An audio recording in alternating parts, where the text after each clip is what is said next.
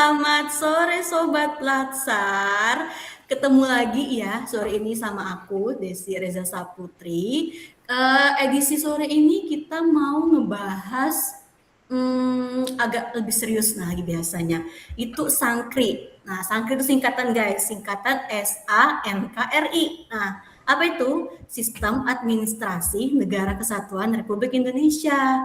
Nah, itu agak rumit ya, mungkin agak sedikit berat pembahasan kali, tapi nggak apa-apa, karena ini akan dijelaskan oleh dua praktisi dan dua dosen juga. Kali ini tamu kita itu ada Bapak Fahri Muhammad Rashid, lalu ada Bapak Mas saja kayaknya ya, Mas Fahri Muhammad Rashid dan Mas Muhammad Abdul Mukti Bindar. Oke, mohon maaf. Wow. Oke, kita sapa dulu ya. Selamat sore Mas Fahri dan Mas Abdul. Sore Mbak Oke, Desi. selamat sore Mbak Sore ya. Desi. Bisa ya kita minta waktunya 1 jam ke depan buat ngebahas apa di Aman. Santri ya Mas ya. Boleh. Ya. Oke, jadi langsung aja ya biar efisien gitu. Sangkri itu aku ke Mas Fahri dulu aja ya. Mas Fahri, Sangkri itu apa Boleh. sih Mas? Bisa disampaikan dulu? Silakan Mas. Oke, Sankri ya, kita bicara mengenai Sankri. Jadi sebenarnya secara sederhana Sankri itu bisa kita katakan sebagai wadah perjuangan bersama ya, wadah perjuangan bersama segenap komponen bangsa dalam mewujudkan cita-cita kita dan tujuan kita bernegara. Jadi ini bukan sekedar sebuah struktur saja, tapi merupakan sebuah sistem manajemen pemerintahan yang meliputi berbagai hal, di antaranya organisasi, kebijakan, dan pelayanan untuk mencapai tujuan nasional. Nah, hal-hal ini juga sebenarnya tercantum dalam pembukaan UUD 1945. Begitu, Mbak Desi. Oke, menarik ya. Jadi kalau kita melihat ke belakang nih, kita agak telusuri gitu. Sejarahnya tuh gimana sih Sangkri ini di Indonesia, Mas? Siapa yang mau jawab? Mas Abdul kali ya? Oke, silakan Mas Abdul. Ya.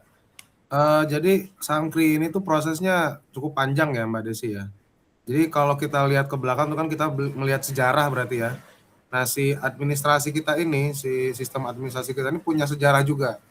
Jadi kita kan dulu dijajah Belanda ya, sistem kolonial Belanda. Nah, setelah itu pindah ke Jepang kan ya, yang menjajah kita. Ya. Nah, ketika masa pendudukan Jepang itu ada pembagian wilayah gitu ya, seperti halnya yang kita lakukan sekarang.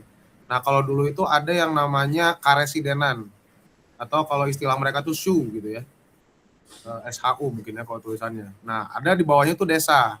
Nah, bahasa Jepangnya ku. Nah, dari situ setelah proklamasi kita punya dinamika kan, banyak nih, kita ganti sistem pemerintahan dari presidensial ke parlementer, kemudian bentuk negara dari serikat, kemudian ganti lagi ke kesatuan gitu ya, dari yang tadi serikat tuh di tahun 1949, kembali lagi ke negara kesatuan tuh di tahun 1950 melalui Undang-Undang Dasar sementara ya.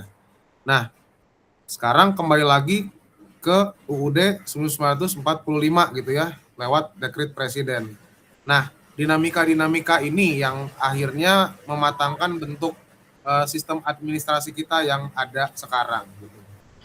Oh, berarti bentuk negara kita tuh sekarang udah final gitu ya. Lalu makna kesatuan itu maksudnya gimana sih?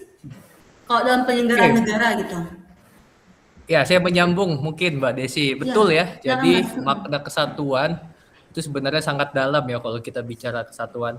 Nah, di sini ada beberapa kesatuan yang bisa kita breakdown. Pertama itu ada yang namanya kesatuan psikologis. Nah, kesatuan psikologis ini lahir dari adanya Sumpah Pemuda. Kemudian yang kedua ada kesatuan politis ya, di mana ini terakhir ada yang namanya kesatuan kewilayahan atau kesatuan teritorial, di mana ini dikukuhkan melalui deklarasi Juanda. Nah, ini ada istilah nih, Indonesia adalah melting pot, yaitu tempat meleburnya keberagaman menjadi identitas baru, yaitu bernama Indonesia. Oh, luar biasa ya. Negara kita sejarahnya ya, perkara negara kesatuan itu berarti panjang juga gitu. Oke, aku lanjut ke Mas Abdul boleh ya? Jadi menurut Mas Abdul mengenai landasan untuk si Sangkri ini gimana Mas? Nah, Pandangannya. jadi kalau kita bicara landasan, itu bisa kita lihat dia itu susunan dari 2 jenis sebenarnya. Yang pertama itu namanya landasan ideal, yang kedua itu landasan konstitusional. Nah, si Sankri ini kita punya landasan ideal. Oh ya, saya lupa, maaf. Landasan ideal itu artinya adalah dasar ya. Dasar yang bersifat ideologis gitu. Atau kalau kita kontekskan ke Indonesia ya yang bersifat falsafah hidup bangsa kita. Nah, karena falsafah hidup kita, kehidupan bangsa kita ini Pancasila, maka landasan ideal dari Sankri ini ya Pancasila juga begitu.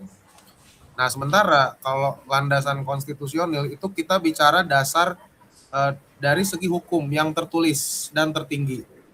Jadi sumber hukum di negara ini semuanya itu mengacu pada satu hukum tertulis, yaitu adalah Undang-Undang Dasar 1945 tadi yang mengalami banyak dinamika begitu ya. Jadi landasan konstitusional Sankri atau sistem administrasi kita itu ada di Undang-Undang Dasar 1945. Jadi Pancasilanya itu sebagai dasar moral dan etikanya.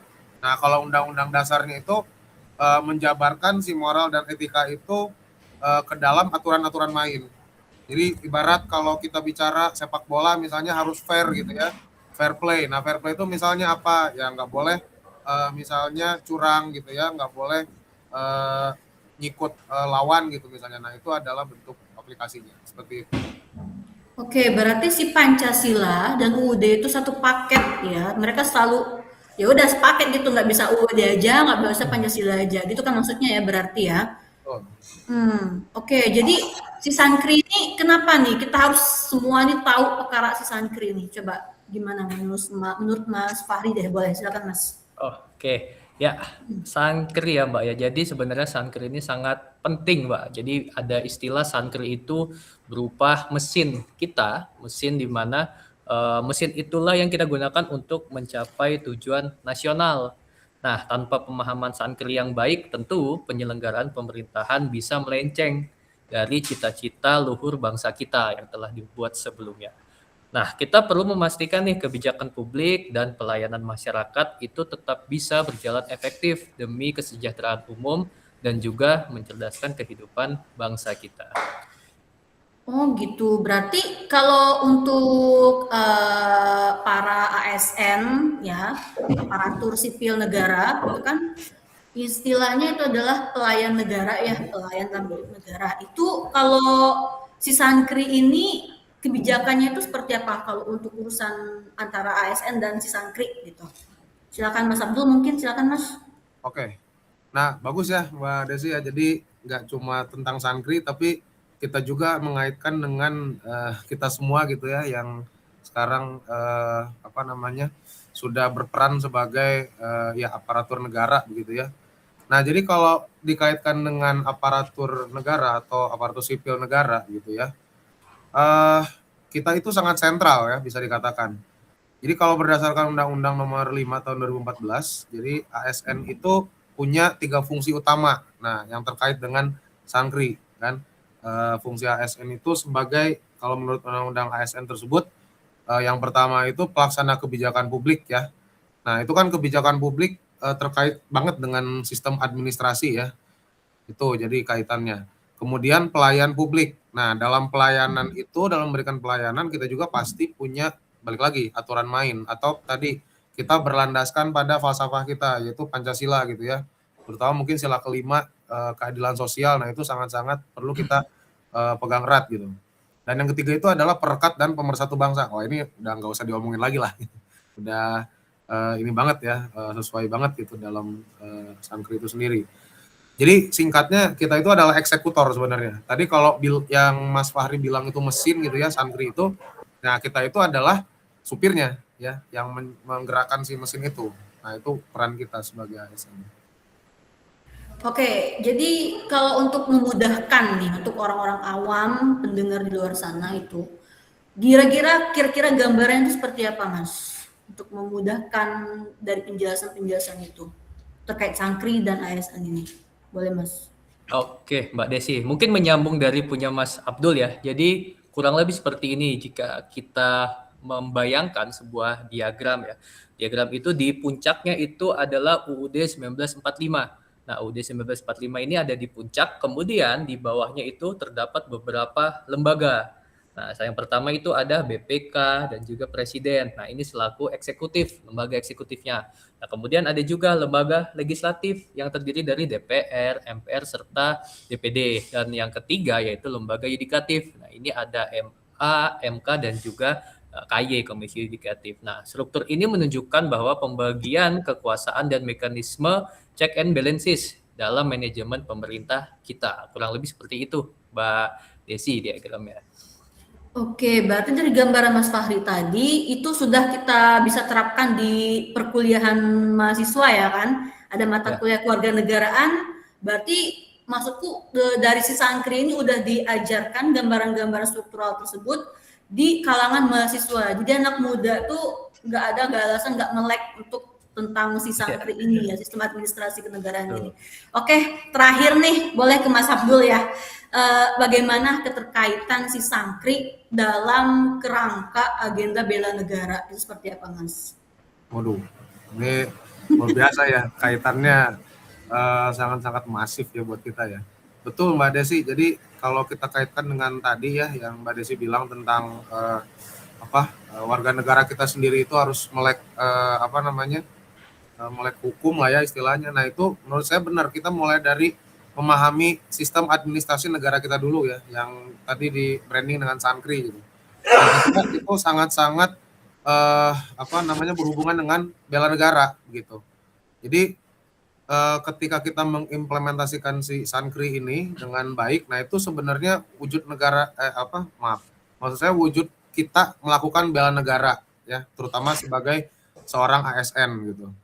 Jadi ketika kita bekerja sebagai secara profesional gitu ya, menjalankan administrasi negara, ya berarti sebenarnya kita sedang melakukan bela negara dengan mempertahankan kelangsungan hidup bangsa kita gitu ya, dari ancaman yang lain gitu, dari ancaman persatuan bangsa. Nah jadi bela negara kita itu dilakukan dengan melaksanakan kinerja birokrasi yang baik begitu. Oke, berarti cukup mudah dipahami harusnya ya, dari kaitan sejarah sampai tadi produknya apa aja sih Sankri ini, sampai gambaran strukturalnya seperti apa, dan sudah kita terapkan di perkuliahan juga gitu kan, mahasiswa biar anak muda juga paham. Oke, karena penonton kita sepertinya banyak anak muda ya, jadi seenggaknya mereka bisa dipahami lah seperti itu. Baik, terima kasih waktunya Mas Fahri, Mas Abdul. Terima kasih Mbak Desi, Mas Abdul. Aku nutup dulu ya. Jadi oke, Ya. guys, jadi teman-teman sobat Latsar, jelas ya berarti ya kalau si Sankri ini atau sistem administrasi Negara Kesatuan Republik Indonesia itu kita harus paham. Tadi udah disampaikan sama dua narasumber kita, setidaknya sudah bisa dipahami seperti itu ya. Sangat mudah dipahami karena strukturalnya, dan bentuk produk dari si Sankri itu sudah bisa kita temui di seluruh media gitu ya. Oke, jadi semoga kita bisa menjalani si Sankri ini dengan penuh integritas dalam kehidupan kita sehari-hari sebagai ASN, sebagai masyarakat sipil. Oke, baik. Terima kasih untuk waktunya. Sampai jumpa di episode berikutnya. Dadah. Terima kasih. Terima kasih.